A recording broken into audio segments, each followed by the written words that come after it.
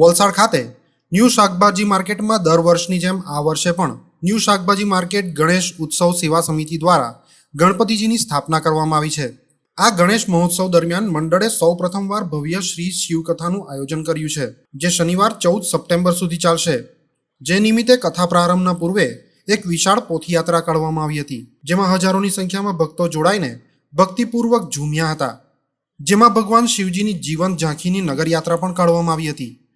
ગતરોજે આ ગણેશ મહોત્સવમાં શહેરના નામચીન બિલ્ડરો એવા ચંદ્રેશભાઈ, કાળુભાઈ અને ભરતભાઈ જોડાયા હતા, જેમણે ભવ્ય મહાપ્રસાદનું આયોજન કર્યું હતું, જેનો લાભ લગભગ 2500 થી 3000 જેટલા ભાવિક ભક્તોએ લીધો હતો। આ પ્રસંગે Dwarkadhish one vegetable and fruit market અને તેમના પાર્ટનર ચંદ્રેશભાઈ, કાળુભાઈ અને ભરતભાઈએ બાપાની આરતીનો લાભ લીધો હતો। જે બાદ ચંદ્રેશભાઈના સુપુત્ર પરમના જન્મદિવસની વિશેષ ઉજવણી આરતી બાદ ગણેશ પાંડાલમાં કરવામાં આવી હતી।